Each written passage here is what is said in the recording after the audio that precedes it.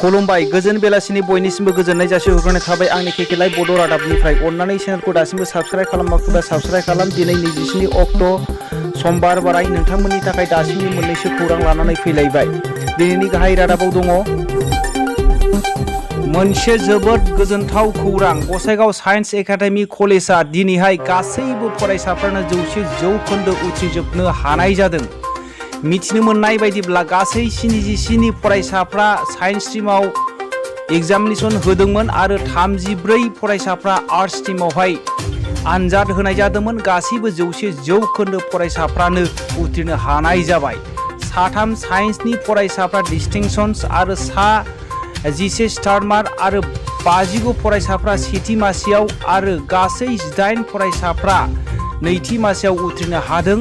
सासेबो third division गैया, गासैबो फार्स्ट स्टार आरो डिस्टिंशनाव उथ्रिनो हानाय जादों आरो आर्ट्स स्ट्रिमावहाय 2 डिस्टिंशन, 9 स्टार मार्क, 23 सेथि मासि, 9 नैथि मासि आरो 2 थामथि मासियाव उथ्रिनो हानाय जादों। बियो गसाइगाव साइन्स एकाडेमिनि थाखाय मोनसे गोजोनथाव खौरां। बे गासैबो उथ्रिजोबनायखौ मोननानै फोरोंगिरि सादाम हुसेना जोबोद गोजोननाय मोननाय फोरमायदों। बिटिआर ओनसोलनि 2022 मायथाइ आरो 2023 फाइनान्सियेल इयारनि टेन्डारखौ सोनाय जाबाय। दिनैहाय मिथिनो मोननाय बायदिब्ला गासै 30 ब्लकनि 355 गं बाजारनि टेन्डारखौ दिनै सोनाय जाबाय होननानै मिथिनो मोननाय जादों। दा मोजाङैनो मोजां गासिबो जागासिनो दङ होननानै बिथांमोना फोरमायदों। मिथिनो मोननाय बायदिब्ला गासै 50,000निबो बारा मोनसे टेन्डाराव होननानै जोङो मिथिनो मोननाय जादों। दिनै हायार सेकेन्डारिनि आनजादनि रिजाल्टखौ फोसावनाय जाबाय। मिथिनो मोननाय बायदिब्ला आसामनि गेजेरावनो बाक्सा जिल्लाया उथ्रिनायावहाय बांसिन जौखोन्दो होननानै मिथिनो मोननाय जादों। अनामिका ब्रह्मआ एमआइएलआव बर' आयदायावहाय 92 नाम्बार लानानै आसाम स्टेटआवनो मुं लाखिनो हादों होननानै मिथिनो मोननाय जादों। बियो बाक्सा जिल्लानि बागानपारा एक्सेलेन्ट एकाडेमि फरायसा होननानै जोङो मिथिनो मोननाय जादों।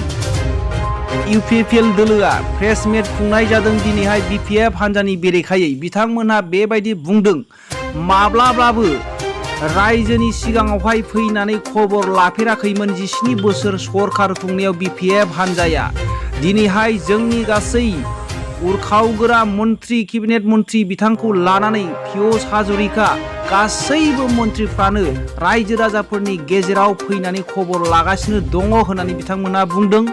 दिनै प्रमिला ब्रह्म, चन्दन ब्रह्म आरो खाम्फा बरगयारिमोनहा बहा फैनानै दङ होननानै सालबारि जिल्लानि इउपिपिएल दोलोनि गासै हान्जाफ्रा दिनैहाय खौरांगिरिफोरनि गेजेरजों बिपिएफ हान्जाखौ सोंखारिदों। बेजों लोगोसे दिनैनि रादाबा एसेनोसै। रादाबखौ जोबनायसिम खोनासंनायनि थाखाय बयनिसिमबो रोजा रोजा साबायखर थाबाय। जै बर' हारिनि जै।